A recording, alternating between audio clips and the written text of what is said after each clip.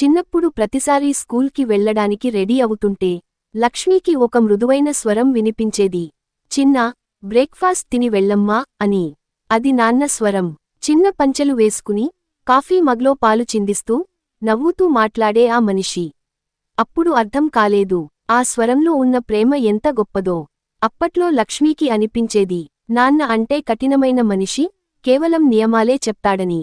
కాని 15 సంవత్సరాల తర్వాత ఒక రోజు జాబ్ ఇంటర్వ్యూకి రెడీ అవుతుంటే నాన్న పాత షర్ట్లో ఒక చిన్న పేపర్ దొరికింది.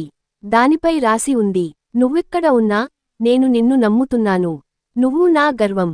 ఆ మాటలు చదివిన క్షణం లక్ష్మీ కళ్లల్లో నీళ్లు తిరిగాయి. నాన్న ఇక లేరు, కాని ఆ మాటల్లో, ఆ సువాసనలో, ఆ జ్ఞాపకాల్లో ఆయన ఇంకా ఉన్నాడు.